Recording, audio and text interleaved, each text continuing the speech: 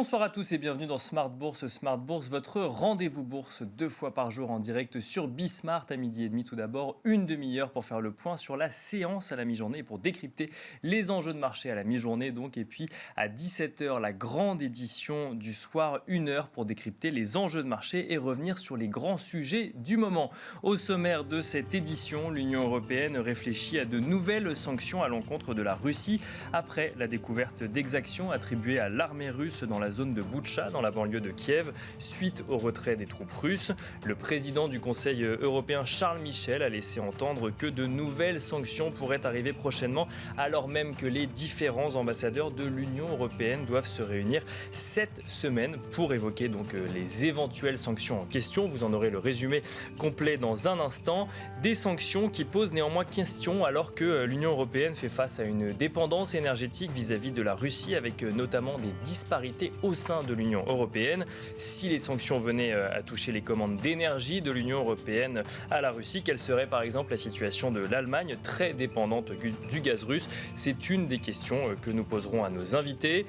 Du côté des marchés financiers à présent, la tendance est dans le vert en Europe depuis l'ouverture, tandis que du côté des indices américains, ceux-ci évoluent en ordre dispersé. Le Nasdaq évolue tout de même dans le vert, alors que le titre de Twitter a fait un bond de plus de 20% à l'ouverture après l'annonce de l'acquisition par Elon Musk, le fondateur de Tesla, d'un peu plus de 9% du capital du réseau social. Le milliardaire américain a acquis 73,5 millions d'actions Twitter pour un montant de 2,9 milliards de dollars il y a 3 semaines via sa holding Elon Musk Revocable Trust. Le bond du titre permet au réseau social d'entrer à nouveau dans le club des 500 plus grosses entreprises cotées au monde. Et puis dans cette émission, nous finirons nos échanges avec Marché à thème, le quart d'heure thématique où nous nous intéresserons au marché africain dans le contexte actuel. Quelles sont les réactions des marchés boursiers sur le continent africain, mais aussi quelles sont les réactions des entreprises cotées? Certains pays arrivent-ils à tirer leur épingle du jeu ou sont-ils au contraire menacés par le contexte actuel? Nous en parlerons avec Wissem Barbouchi, président fondateur d'Obafrica AM. Bienvenue à vous tous qui nous rejoignez. Smart Bourse, c'est parti.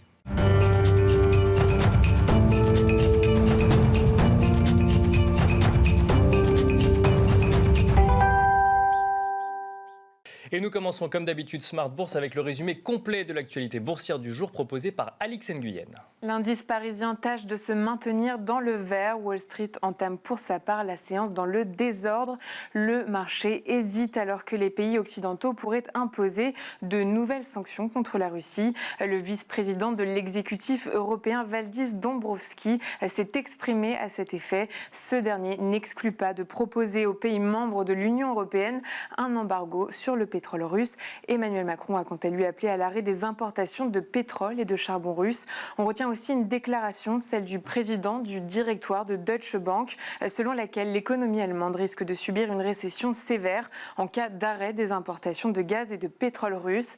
Les ambassadeurs de l'Union européenne devraient se réunir mercredi pour discuter d'une nouvelle poignée de sanctions.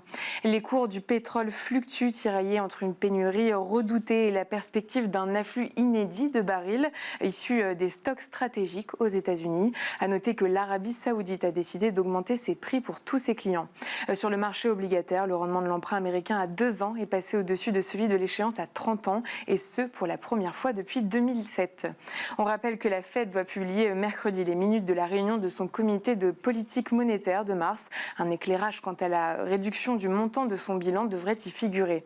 Sur le plan des valeurs à Paris, BNP Paribas, Crédit Agricole et Société Générale s'inscrivent dans le rouge.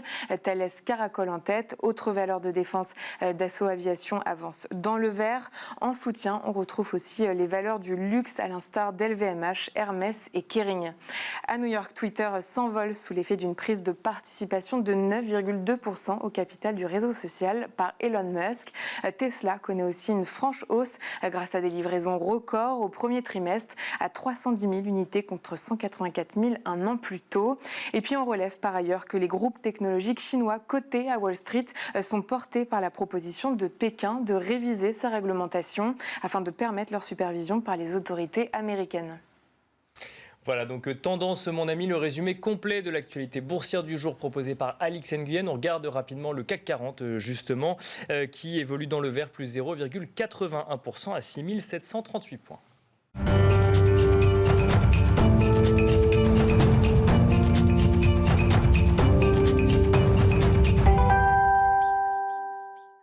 Nous enchaînons à présent avec Planète Marché, une quarantaine de minutes pour tenter de décrypter l'actualité politique, économique, mais surtout financière dans Smart Bourse. Et ce soir, 3 experts pour nous accompagner. François Collet, tout d'abord, bonsoir.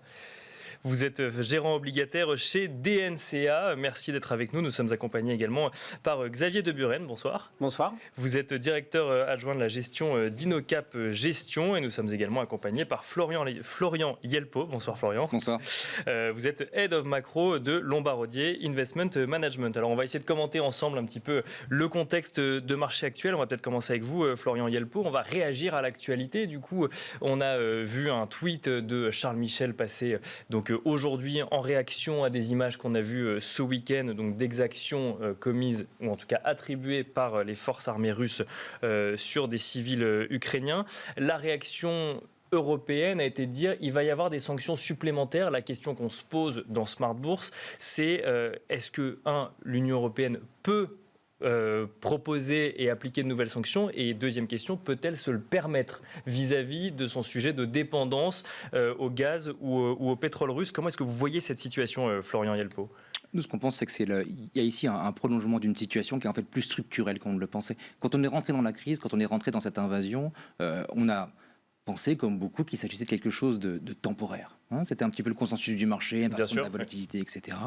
Là où on est aujourd'hui, c'est un indice de l'effritement de 2 éléments qu'ont fait un peu le capitalisme de ces 40 dernières années, sans faire trop d'histoire, mais qui était le fait qu'on ait accès à des ressources énergétiques à bas coût, on se souvient encore de 2015, et même plus récemment de 2020, et l'autre élément, c'est cette espèce de globalisation à tout crin. Aujourd'hui, clairement, on a des réactions régionalisées face à la crise. On voit l'Europe qui parle quasiment d'une seule voix, alors les Allemands peut-être un petit peu en marge, mais ce qui est intéressant de notre point de vue, c'est que ces 2 éléments-là qui sont en train un petit peu de s'effriter, en tout cas en train de reculer, il y a régionalisation, il y a des coûts de production des matières premières qui sont en train de grimper, et les actions, les sanctions qui vont être mises en place, qui pourraient être mises en place, vont également dans cette direction. Ça veut dire quoi? Ça veut dire plus d'inflation. Et ça, pour nous, c'est la problématique qui a pas mal préoccupé les marchés en début d'année.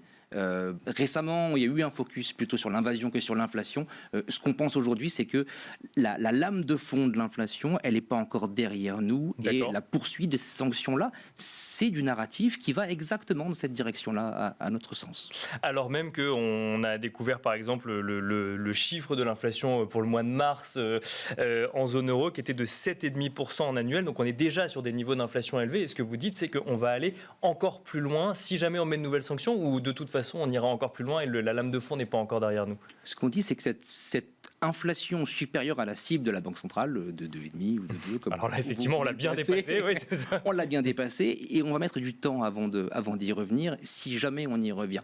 Et ces évolutions qui sont plus structurelles, elles pourraient nous ramener vers des scénarios d'inflation qui ont plutôt des cibles hors récession, des cibles qui vont de 3 à 4%, on en parlera peut-être après sur la partie obligataire, et l'interaction avec les taux d'intérêt, elle est particulièrement importante à ce stade-là. Mais en tout cas, il y a quelque chose qui est en train de changer dans le capitalisme moderne, en tout cas à notre sens, et ça a un impact sur les marchés financiers, c'est la question du jour.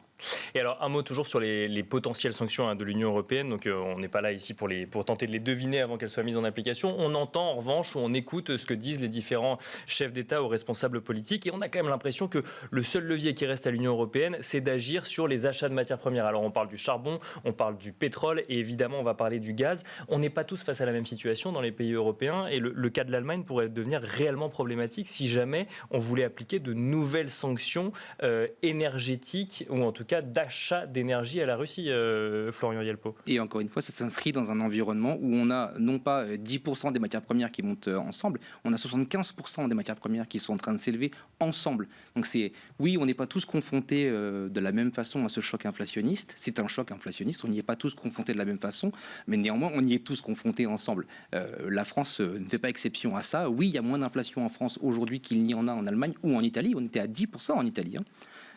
Néanmoins, c'est un problème parce que les salaires ne croissent pas suffisamment vite pour compenser la progression du coût de la vie auprès des ménages d'un côté et ensuite auprès des entreprises. Les coûts vont également progresser, on devra peut-être le découvrir à cette saison d'annonce des résultats, peut-être la saison prochaine, c'est difficile de situer le timing de son impact. Alors un mot toujours des sanctions peut-être avec vous, Xavier de Buren, du coup même question, c'est-à-dire qu'en fait aujourd'hui on voit une volonté politique d'accentuer des sanctions vis-à-vis de la Russie. Je rappelle quand même que des sanctions, il y en a eu beaucoup et massives. On parlait même à un moment d'armes nucléaires économiques vis-à-vis des sanctions qui ont été infligées à la Russie. Là, on voit l'Union européenne qui fait part de sa volonté d'appliquer des sanctions. Et il y a ce sujet énergétique de dire bah oui mais finalement ça veut dire que la première économie européenne demain si jamais elle n'a plus de gaz elle va se retrouver dans une situation très compliquée. On entend parler de récession. Est-ce que l'Union européenne peut se le permettre et pourra aller au bout des annonces qui sont faites aujourd'hui?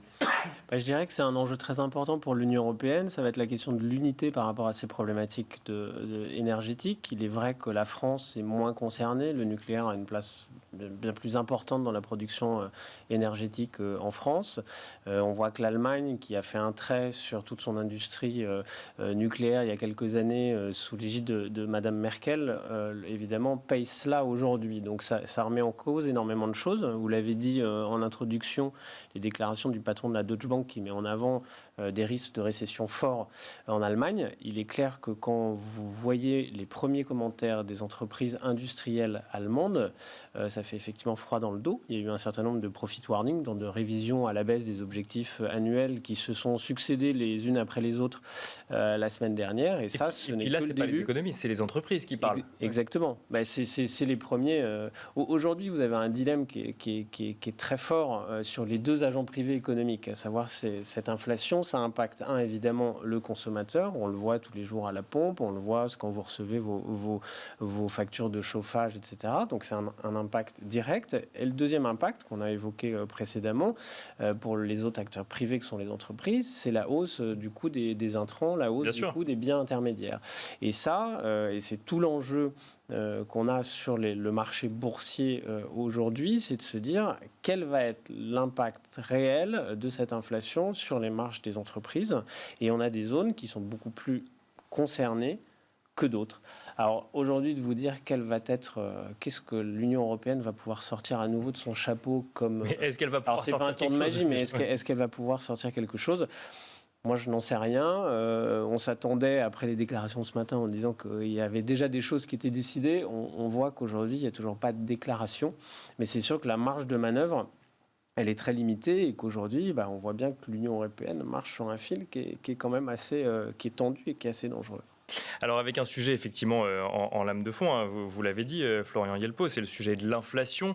Xavier de Buren, donc on a eu le chiffre de l'inflation en annuel donc au mois de mars, il y a en fin de semaine dernière, une inflation de 7,5%, une augmentation des prix à la consommation de 7,5% par rapport au mois de mars 2021, qui tombe une semaine et demie à peu près avant la prochaine réunion de la Banque Centrale Européenne. Alors on a vu effectivement la Fed commencer à agir face à l'inflation, on pourra y revenir. Là, la question, c'est est-ce que la BCE va, elle aussi, commencer à agir ? Est-ce qu'elle va être forcée à agir face à ce nouveau chiffre ? Alors que pour le moment, on rappelle que la position de Christine Lagarde, c'est de dire on va agir, mais on n'est pas encore sur une remontée de taux. Pour l'instant, on va juste réduire notre soutien monétaire et on verra un petit peu plus tard, effectivement, si on commence à remonter les taux. Est-ce que là, la BCE pourrait se trouver forcée de remonter ses taux, selon vous ? Alors, ce qui a été intéressant, c'est de voir la semaine du 17 mars où on a eu tous les jours une réunion de Banque centrale. Ça a commencé par la Fed, qui a augmenté ses taux de 25 points de base, la première taux depuis 4 ans. Bien sûr. En mettant en avant, effectivement, la bonne santé de l'économie américaine,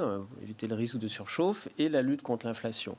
Le lendemain, on a eu la Banque d'Angleterre qui a également relevé pour la 2e ou 3e fois ses taux durant l'année, tout en disant on va se montrer prudent pour ne pas essayer de casser la dynamique de croissance. Ensuite, on a eu la Banque du Japon le lendemain, qui elle a dit qu'elle n'allait pas bouger parce que l'origine d'inflation est liée aux matières premières et que le risque de remonter les taux dans un environnement comme ça pourrait avoir un impact très négatif sur la croissance.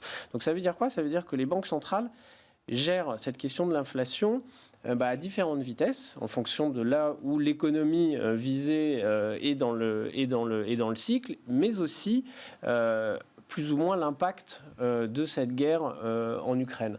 Et on voit bien aujourd'hui que les États-Unis ne sont pas concernés par cela, ou très peu, l'Asie pas du tout également, l'Angleterre un petit peu plus, et à nouveau, c'est l'Europe qui va en pâtir. Et la BCE se retrouve dans un dilemme aujourd'hui. Le dilemme est le suivant, c'est que, il faut lutter contre l'inflation. Donc ça implique finalement une politique monétaire restrictive. Bien sûr. Et les contraintes militaire qui entraîne des conséquences économiques très importantes en Europe nécessite d'avoir une politique expansionniste. Donc, ou en tout cas de pouvoir dire au marché qu'on est là pour avoir un filet de sécurité s'il y a un ralentissement marqué, etc.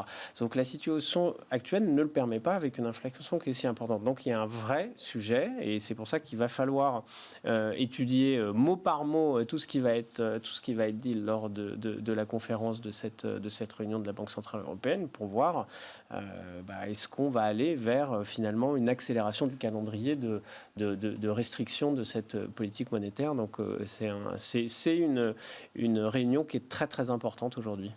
François Collet, sur ce sujet du coup de la prochaine réunion de la BCE qui arrive dans un contexte aussi complexe que l'a rappelé Xavier de Buren pour Christine Lagarde et pour les économistes de la Banque Centrale Européenne. Comment est-ce que vous voyez les choses ? Quel est votre scénario ? Alors je pense qu'on n'a pas grand-chose à attendre de la prochaine réunion. On n'aura pas de hausse de taux. On n'aura pas de hausse de taux la semaine prochaine. La BCE ne sera pas au pied du mur la semaine prochaine vis-à-vis des hausses de taux. Non, clairement, je pense que c'est important pour la Banque Centrale Européenne d'être lisible. Elle a déjà dû changer son fusil d'épaule au cours du premier trimestre, suite à la réunion du mois de décembre où elle avait dit qu'on ne verrait pas de remontée de taux en 2022. Elle a dû faire du rétro-pédalage au cours du premier trimestre. Je pense que c'est important pour elle de montrer qu'elle est lisible et de se tenir à la stratégie qu'elle a précédemment évoquée. La stratégie lui laisse un petit peu de marge de manœuvre, mais les marges de manœuvre, elles ne sont pas énormes. En gros, c'est première remontée de taux en septembre ou au mois d'octobre. Ça va difficilement être avant cela. Ça peut pas être en tout cas à la réunion de la semaine prochaine. Et donc, elle va a priori aller dans ce sens-là. Elle précisera clairement pas son timing sur le mois de septembre ou le mois d'octobre dès aujourd'hui. Elle a tout le temps pour le faire au cours de l'été. Et j'aurais tendance à dire que dans un premier temps, finalement, la première partie du cycle de hausse de taux n'est pas si compliquée que ça pour les banques centrales. Oui, il faut remonter les taux parce que l'inflation est trop haute. Oui, il faut maintenir une politique monétaire accommodante parce que les perspectives de croissance sont orientées à la baisse.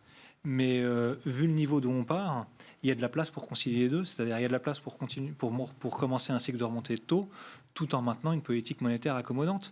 Il y a de la place pour concilier les deux, mais le sujet, c'est de ne pas trop faire peur justement au marché et aux investisseurs, parce que du coup, la BCE ne le fera pas lors de sa prochaine réunion de politique monétaire, justement parce que vous nous le disiez, il faut qu'elle reste lisible, donc il faut le faire très progressivement. Il va falloir le faire progressivement, je pense vraiment.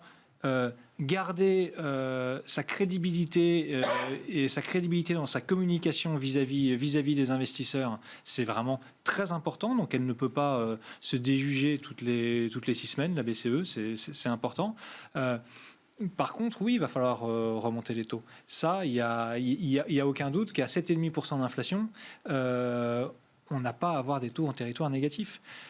Sur longue période, les taux d'intérêt des banques centrales doivent évoluer de concert avec l'inflation. Alors il peut y avoir des écarts pendant plus ou moins significatifs et pendant un certain temps. Mais là, ça fait plus d'un an qu'on a une inflation qui est largement supérieure à l'objectif de la Banque centrale. On sait que d'ici la fin d'année, on sera sans doute pas redescendu en dessous de 5 ou 6%. Donc on est encore parti pour un an d'inflation largement supérieure à l'objectif de la BCE. Elle va se devoir d'agir. Mais c'est pas parce que la BCE remonte ses taux, par exemple, à 0% en fin d'année, alors qu'on sera toujours à 5 d'inflation, qu'on pourra dire que la BCE fait une erreur de politique monétaire et qu'elle devient restrictive. 0 de taux alors qu'on a une inflation à 5, ça reste quelque chose de excessivement accommodant. Et alors, ça veut dire que, si je comprends bien, donc, une remontée de taux ne serait pas une erreur de politique monétaire et une non-remontée de taux alors que l'inflation continue à progresser, ce serait une erreur de politique monétaire ? Oui. Je pense vraiment. Ouais. Mais tout en restant lisible et donc sur un calendrier de septembre-octobre prochain, pas avant, parce que sinon, effectivement, ce serait trop abrusque. Finalement, c'est ce qu'il faut comprendre. Si on ne durcit pas la politique monétaire, il faut m'expliquer comment est-ce que l'inflation va revenir vers l'objectif. L'inflation, pour qu'elle revienne vers l'objectif, il faut... pour qu'elle descende significativement, il faut soit qu'il y ait un choc, il faut qu'il y ait un choc significatif sur la demande. Ou un choc positif sur l'offre. Le choc positif sur l'offre, j'ai du mal à le voir. Le choc négatif sur la demande, à part le choc qui est lié à l'inflation et à l'augmentation des prix des matières premières, en général, ça vient effectivement d'un choc de politique économique, budgétaire. Il y a une grosse restriction budgétaire. Je n'ai pas l'impression que ce soit à l'ordre du jour quand on suit la campagne électorale en France, et ni trop ailleurs, soit monétaire. Et là-dessus, avant que la politique monétaire devienne restrictive, il faudra avoir significativement monté les taux. Oui, alors puisqu'on est sur le sujet Banque centrale, je vous propose d'évoquer rapidement le sujet de la Fed, même si le rapport de l'emploi de vendredi vient valider les rumeurs qui n'étaient plus des rumeurs d'ailleurs, mais de hausse de taux de 50 points de base plutôt de 25 points de base. Là, on a l'impression finalement que la Fed est dans sa stratégie, que la décision prise de remonter ses taux a été faite au bon moment, et le rapport sur l'emploi vient valider finalement la stratégie. Là, tout va bien, finalement. Tout va bien. Tout va bien. On le commente rapidement, mais tout va bien. Effectivement, tout va bien. Il n'y a pas de heurts dans sa communication. Et c'est encore une fois en ça que la communication des banques centrales est vraiment importante. Oui, la Fed a de la place pour remonter ses taux de 50 points de base à la prochaine réunion, sans doute 50 points de base à la suivante.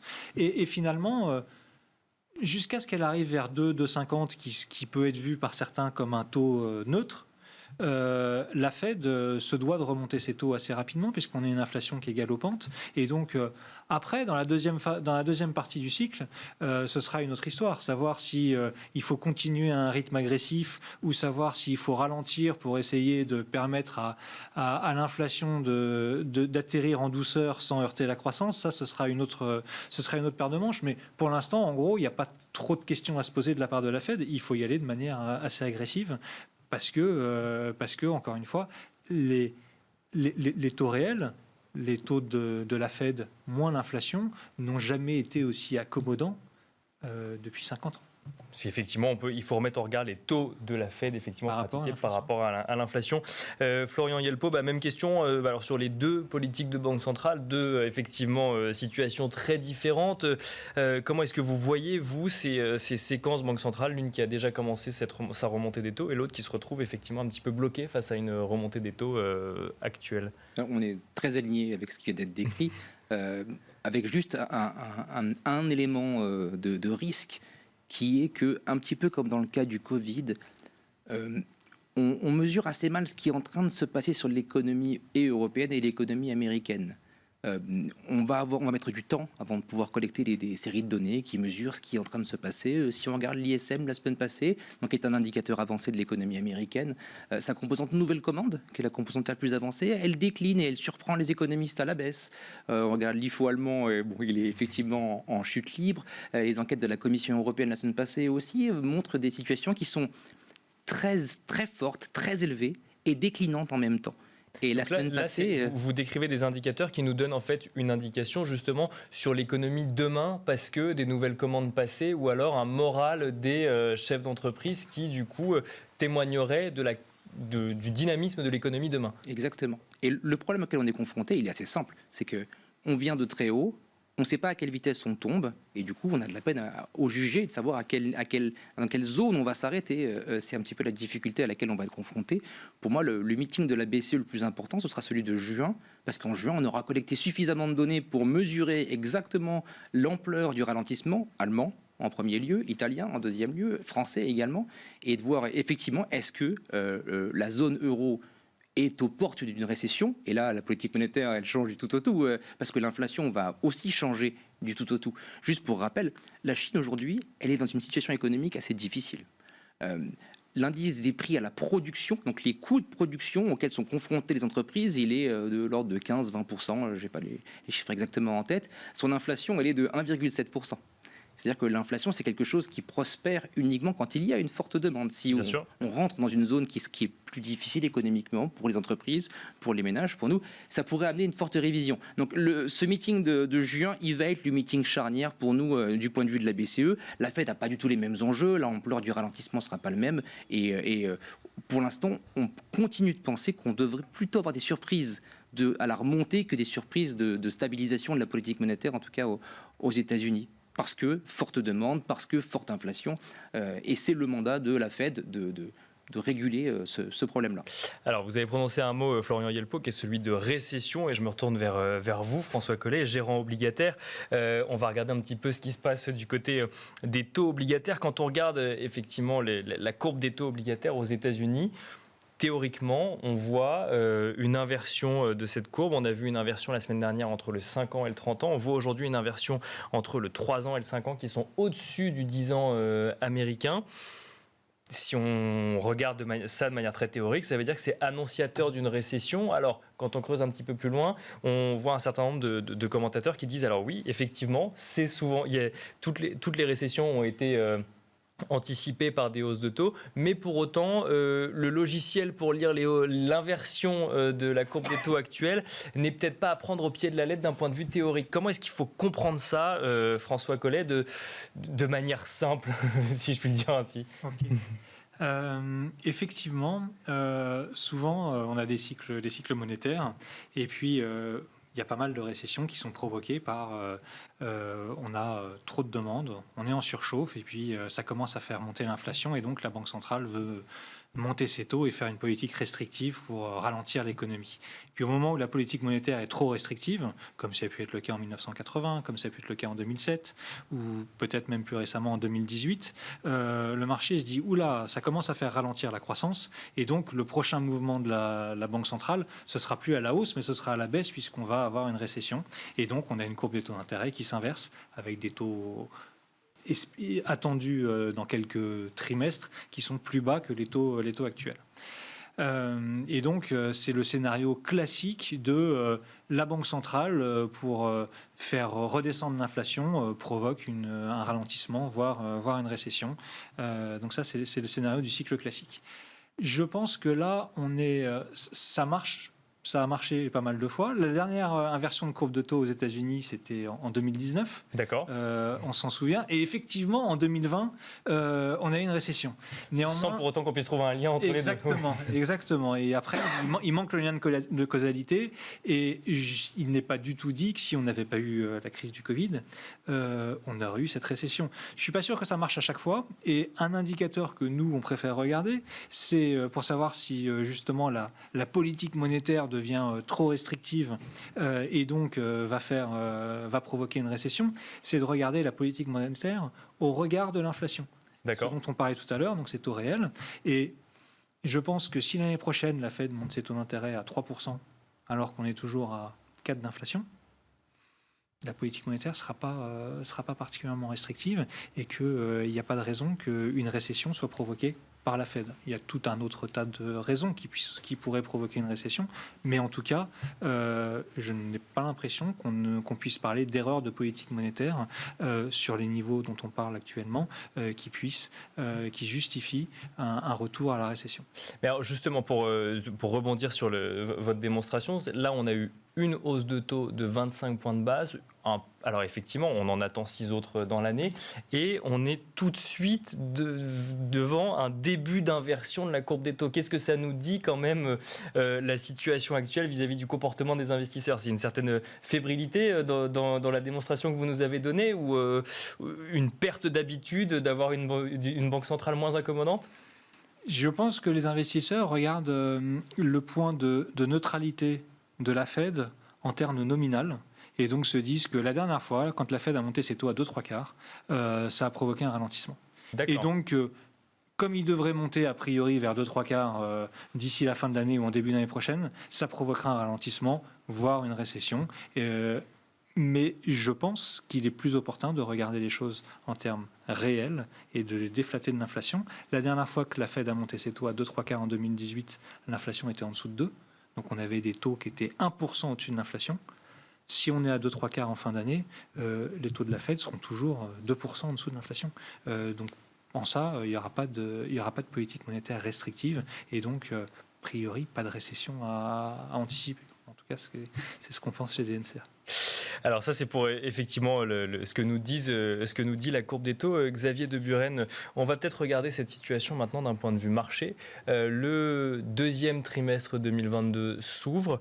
On regarde du coup les performances au premier trimestre, des performances négatives pour un certain nombre d'indices, que ce soit en Europe ou aux États-Unis, mais qui se maintiennent globalement. C'est-à-dire qu'on voit le CAC 40 qui perd entre 6 et 7%, 6,9%, j'ai noté, sur le premier trimestre. Au regard du contexte actuel, de l'inflation, du conflit sur les territoires européens, de la reprise de la pandémie dans un certain nombre de pays, et notamment en Chine, on se dit que les indices boursiers et les marchés actions tiennent relativement bien. Comment est-ce qu'on peut l'expliquer, Xavier de Buren ? Alors je dirais qu'il y a une explication un peu technique de composition d'indices qui fait que dans le CAC 40, vous avez en poids, vous avez beaucoup d'énergie, beaucoup de banques. Et ça, finalement, c'est des proxys liés positivement à l'inflation. Et donc, on voit un impact finalement sur ces gros poids de l'indice qui sont limités. Donc, c'est ça qui explique que ça tient bien, parce que le secteur de l'énergie profite de ces niveaux de cours des matières premières. Donc, il faut bien faire attention et il faut bien comprendre qu'au sein de la construction des indices, il y a des poids importants qui peuvent influer sur la performance d'un indice. Donc c'est le CAC 40 est l'arbre qui cache la forêt. Ça ne veut pas dire que les marchés actions se portent bien parce que les valeurs qui composent l'indice du CAC 40 se portent bien. Voilà, vous avez beaucoup de divergences au sein d'un même indice. On l'avait vu l'année dernière avec l'excellente surperformance du CAC aidée par les valeurs du luxe qui expliquaient un tiers à L4, qui expliquait un tiers de la performance absolue de l'indice. Donc effectivement, il y a une question de composition. Et quand on regarde distinctement, on voit des divergences très fortes en termes de secteurs, et même au sein de ces secteurs, des divergences très fortes en termes de valeur également. C'est pour ça que la sélection de titres, ce qu'on appelle le stock picking, est vraiment primordiale aujourd'hui pour essayer de passer entre les gouttes. Ce qui est sûr, c'est que le marché se rend compte, on l'a évoqué en début d'émission, c'est que finalement la guerre en Ukraine reste très concentré à l'Europe aujourd'hui pour son impact économique réel. Et donc vous avez pas mal de sociétés internationales qui finalement sont très bien diversifiées, ont un impact limité de la part de cette zone de conflit qui continue à bien surperformer. Et là on retrouve des valeurs de très bonne qualité, que ce soit Air Liquide, Essilor, qui c'est vraiment des leaders mondiaux qui sont très bien exposés à travers le monde et donc qui ont cet impact réel qui est limité. À un bémol près, c'est que la guerre en Ukraine accélère une tendance qui était déjà présente avant, qui était justement cette inflation des matières premières et donc des prix de l'énergie. Et ça, quelle que soit la diversification géographique des entreprises, les prix de l'énergie pour produire ont augmenté mécaniquement. Vous avez raison, mais là, je vous ai donné deux exemples qui sont des leaders mondiaux. La caractéristique du leader, c'est des barrières à l'entrée fortes dans son marché. Et en tant que leader, c'est un peu lui qui fait le marché, ou en tout cas, il a cette capacité d'augmenter les prix. Et donc, c'est là où encore une fois, la sélection de titres va être très importante, c'est qu'il faut se concentrer sur ces valeurs qui ont cette latitude de pouvoir faire passer des hausses de prix de par leur force, de par l'innovation et la valeur ajoutée de ce qu'ils produisent, et où ces hausses de prix se justifient. Donc il est vrai que Essilor, pour couvrir...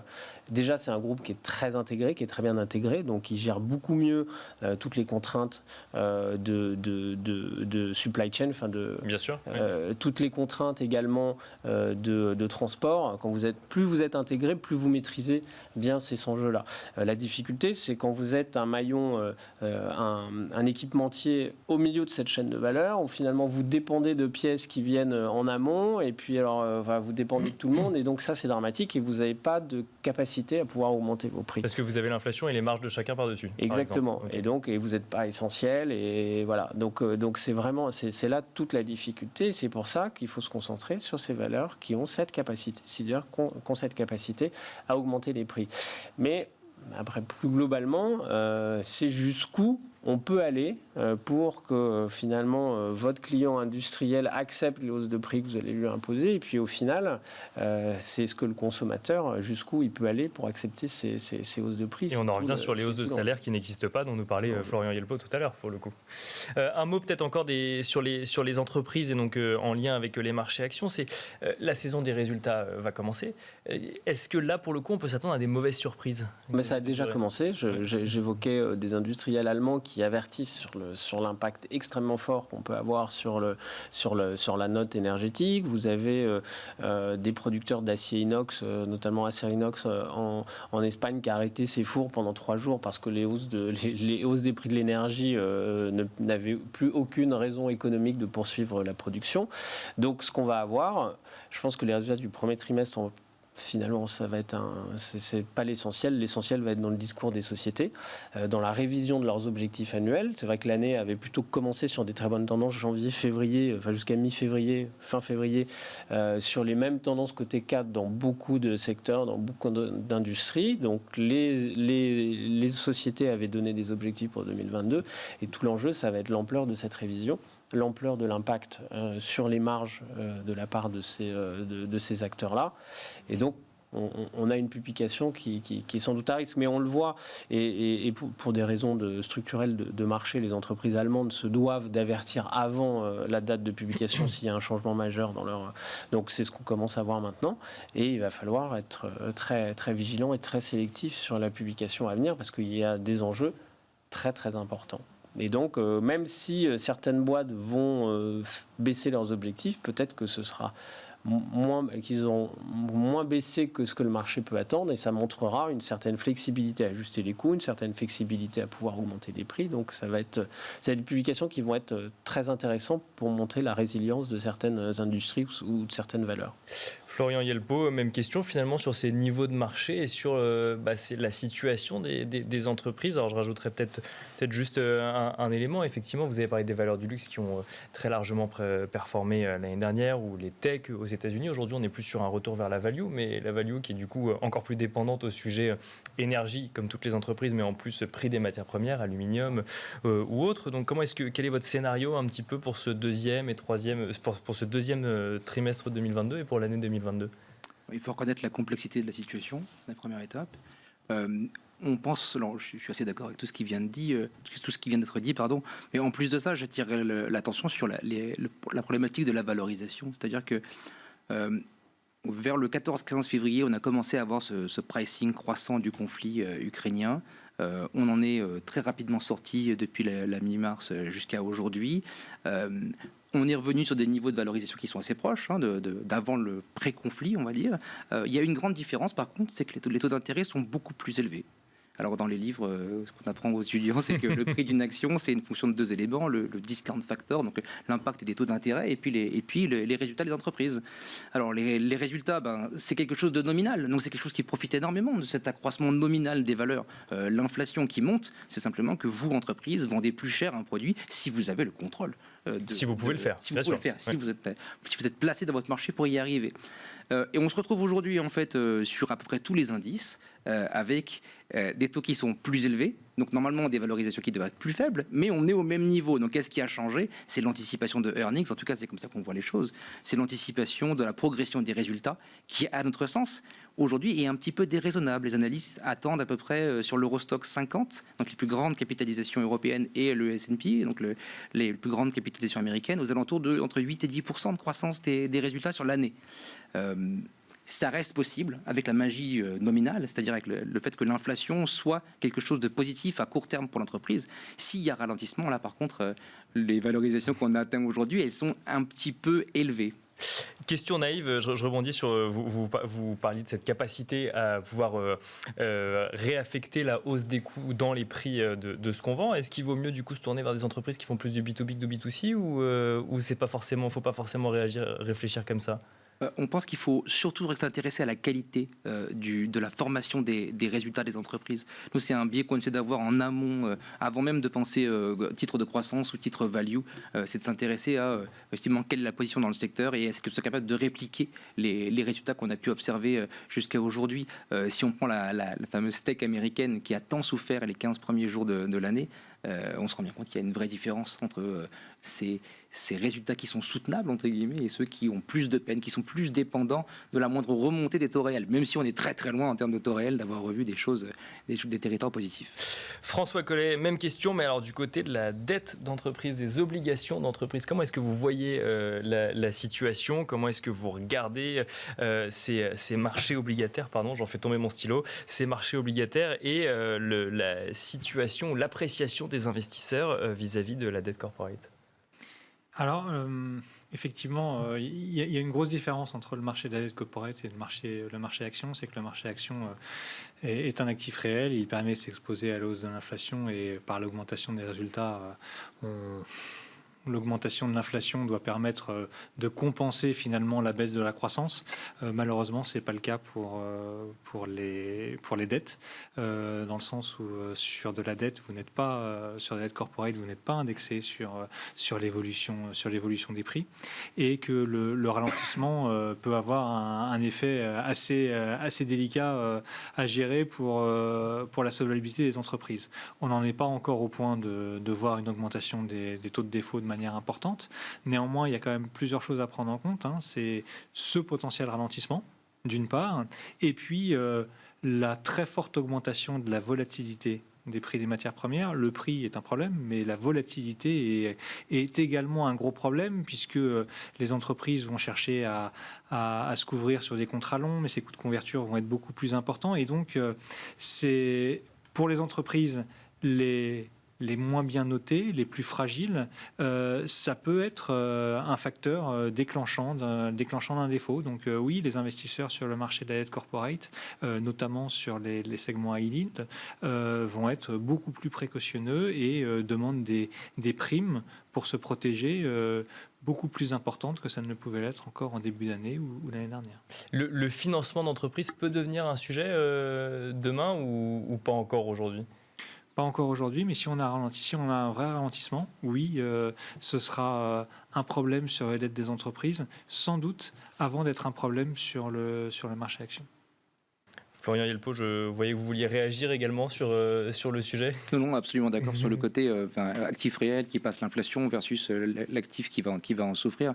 Je repensais juste à ce qu'on disait précédemment sur l'inversion de la courbe des taux. La dernière fois qu'on a eu une inflation aussi forte, donc à la fin des années 70, l'inversion de la courbe des taux avait atteint quand même moins de 200 points de base.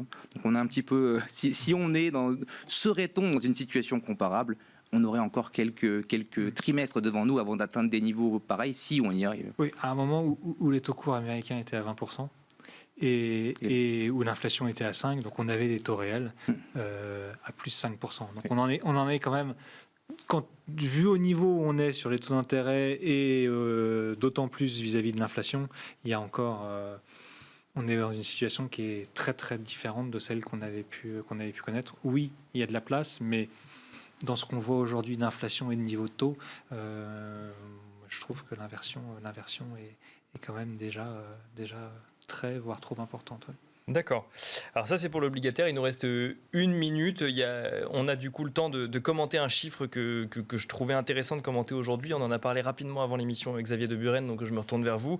On a parlé de l'inflation en Europe, 7,5% sur un an au mois de mars en Union européenne. Si on regarde du côté de la Turquie, on parle de 61% sur un an au mois de mars. Je ne me suis pas trompé dans le chiffre, c'est effectivement 61%. Qu'est-ce que ça nous dit de la situation des émergents vis-à-vis de cette flambée des prix des matières premières et donc potentiellement de l'inflation dans le pays? Alors, je n'ai pas regardé en détail la composition de cette inflation, mais je pense qu'il y a beaucoup d'inflation qui est liée à la baisse de la monnaie turque. Bien sûr, oui, de la livre turque. Oui, bien sûr. À l'extérieur, évidemment, ça doit avoir un impact. Mais ce qui montre bien, c'est que les politiques énergétiques de chaque pays, on le voit bien, qui ont des impacts différents sur cette inflation, militent vers une hausse des souverainetés énergétiques, sanitaires, économiques, c'est ce qu'on avait vu, et ne serait-ce qu'en Europe, les divergences de politique énergétique que l'on a au sein de l'Union, il est évident qu'il faut maintenant avancer la main dans la main pour éviter de se retrouver dans des situations comme ça.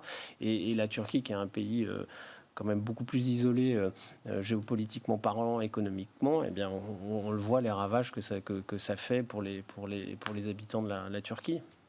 Voilà, un commentaire rapide de ce chiffre impressionnant qui méritait d'être mentionné quand même aujourd'hui en plateau. Merci beaucoup Xavier de Buren. Je rappelle que vous êtes directeur adjoint de la gestion d'Inocap Gestion. Merci Florian Yelpo, Head of Macro de Lombardia Investment Management. Merci à vous. Et François Collet, merci, gérant obligataire chez DNCA. Merci à vous de nous avoir suivis. On se retrouve tout de suite dans Marché à thème.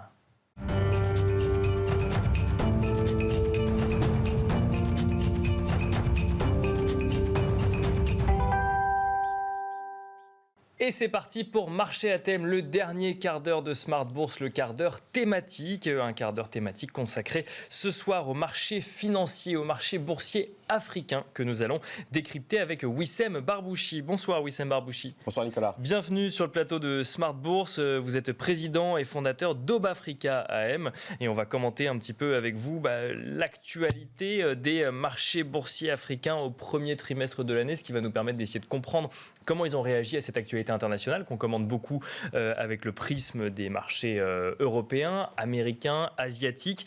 Mais quel bilan on peut tirer des marchés boursiers africains à la fin du premier trimestre 2022, Wissem Barbouchi? Alors c'est vrai que vu le prisme qu'on peut avoir quand on est en Europe, aux États-Unis ou en Chine, enfin dans les pays émergents de manière générale, les bourses de manière générale sont en baisse depuis le début de l'année. Ce qu'on constate, c'est qu'en Afrique, depuis le début d'année, la plupart des bourses sont en territoire positif. D'accord. Nous, au sein d'Obafrica, sur les 17 bourses que nous suivons, il y en a 11 qui sont dans le vert, aussi bien en devises locales qu'en euros. D'accord. Et on a des bourses comme le Nigeria qui est à plus 10%, la Bourse régionale des valeurs mobilières qui est à plus 8%, ou encore l'île Maurice qui est à plus 4%. Nous avons également quelques bourses qui sont aussi en territoire négatif. J'y reviendrai peut-être tout à l'heure, mais ces bourses-là sont des bourses de taille relativement importante et qui sont, elles, géographiquement plus proches de ce qui se passe actuellement en Europe. C'est le cas du Maroc, qui est à autour de moins 4 ou moins 5% depuis le début de l'année. C'est le cas de l'Égypte aussi, qui souffre beaucoup de ce qui se passe dans le conflit actuel. D'accord. Et puis, on a quelques bourses qui sont flat, on peut dire, comme la Tunisie, par exemple, qui est à 0,5% depuis le début de l'année. Alors ça, c'est les performances du coup au premier trimestre de l'année 2022. Il peut être intéressant de se poser la question, d'ailleurs on se la posera peut-être plus tard, de savoir si la proximité géographique explique ou non un impact avec le conflit qui se déroule en ce moment sur le sol européen. Alors justement, ce conflit en Ukraine, qui est quand même suivi de très près par tous les investisseurs en Europe, un peu plus loin, d'un peu plus loin aux États-Unis, mais quand même assez régulièrement, est-ce qu'il a un impact sur les bourses africaines? Est-ce que vous constatez qu'il a un impact sur les bourses africaines? Alors, il a eu un impact beaucoup moins violent que l'impact qu'on a pu observer sur les bourses européennes.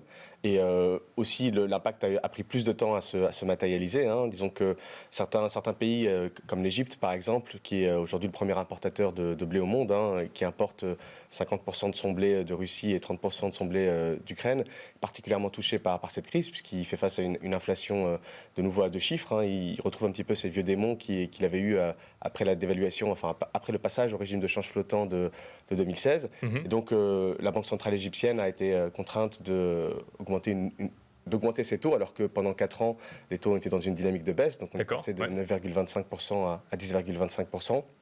Et puis dans la foulée, la livre égyptienne, qui avait très bien tenu aussi sur moyenne longue période, a subi une dévaluation de l'ordre de 15% à la suite de cette hausse des taux. Et puis après, on a d'autres marchés qui... Et alors, juste pour l'Égypte, finalement, c'est qu'en fait, il y avait ces importations finalement de blé qui venaient de Russie et d'Ukraine qui, du coup, du jour au lendemain, ont été beaucoup plus compliquées. Et il y a eu cet effet domino de hausse des taux de la Banque centrale et ensuite, du coup, de baisse des marchés. Exactement. En fait, il y a eu un effet assez rapide d'inflation. Vous savez, l'Égypte, historiquement, les taux d'inflation, quand on est passé au régime de change flottant en 2016, on a eu 2 années, 2017 et 2018, où le taux d'inflation était proche de 20%. Puis la hausse des taux a permis, enfin la baisse de l'inflation a permis la baisse des taux. Et disons que le retour de l'inflation lié à la hausse du prix des matières premières entraîne de nouveau une hausse des taux. Voilà, donc on se retrouve de nouveau dans ce cercle vicieux que l'Égypte a rencontré avant la période de 2016, mais qui, je l'espère, sera un cercle vicieux de court terme, parce que disons que les fondamentaux de l'économie égyptienne ces 5 dernières années, notamment grâce à l'aide du Fonds monétaire international, ont été relativement bien maîtrisés. Alors ça, c'était pour l'Égypte, mais donc du coup, ça c'est l'impact des denrées alimentaires finalement sur l'économie d'un pays, donc en l'occurrence l'Égypte. Est-ce que le coût de l'énergie, des hydrocarbures, par exemple, a également un impact sur des économies africaines? Oui, alors les économies africaines, pour la plupart, il y a beaucoup de pays africains qui sont exportateurs d'hydrocarbures ou de minerais.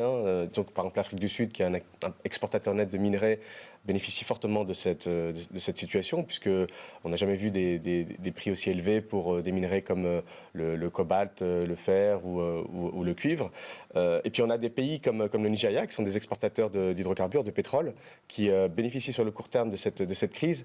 Mais il faut nuancer un petit peu, parce que le Nigeria, c'est un pays qui exporte du pétrole brut, mais qui le réimporte raffiné. D'accord. Donc là aussi, il y a un impact qui est significatif pour la population nigérienne sur courte période. Oui, on aurait pu s'attendre, vu qu'il exporte du pétrole brut, à ce qu'il bénéficie finalement de la hausse du cours du pétrole, mais comme il en importe du raffiné, finalement ça s'équilibre et c'est plutôt négatif à la fin de l'équilibre. Exactement. C'est ce qu'il faut comprendre. Mais ça a vocation à changer, parce que Aliko Dangote, qui est un des plus gros investisseurs aujourd'hui au Nigeria, a investi dans une raffinerie qui devrait permettre au Nigeria de raffiner au moins un tiers de son pétrole localement.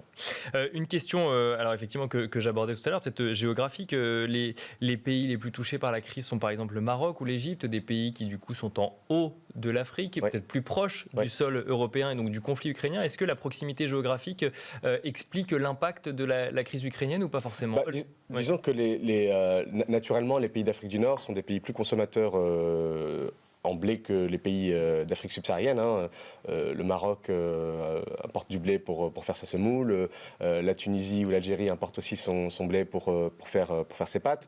Donc disons que culturellement, ces pays-là, étant plus proches de l'Europe, Il y a plus d'échanges commerciaux. Voilà, sont plus impactés. Ne serait-ce que parce qu'il y a effectivement plus d'échanges commerciaux et parce que ils importent des matières premières qui sont des matières premières dont ils ont besoin et peut-être dont certains pays d'Afrique subsaharienne n'ont pas besoin. D'accord, qui correspondent du coup effectivement à la tradition finalement, si je puis dire, de chaque pays. Alors Exactement. maintenant qu'on a, qu'on a expliqué un petit peu le contexte actuel, quel est l'impact que ça peut avoir pour votre gestion à vous au sein de Aube Africa AM? Alors nous, ça reste une gestion de long terme. On reste des stock pickers, donc nous sommes investis dans des entreprises dans lesquelles nous connaissons bien les équipes dirigeantes. On accorde toujours une importance particulière à la valorisation des entreprises dans lesquelles nous investissons. Ce qui est intéressant dans cette période-là, c'est que nous avons des marchés donc qui entre guillemets bénéficient de cette situation exceptionnelle entre la Russie et l'Ukraine. Et ça nous permet à nous d'alléger quelques expositions, notamment en Afrique du Sud et sur la bourse régionale des valeurs mobilières. Et à l'opposé, ça nous permet aussi de renforcer quelques expositions sur certains marchés comme l'Égypte ou le Maroc. Dans le cas de l'Égypte, on a renforcé récemment une société qui s'appelle MM Group, qui est un distributeur non alimentaire, qui distribue par exemple les téléphones Apple ou Huawei en Égypte, qui distribue aussi des véhicules de luxe en Égypte.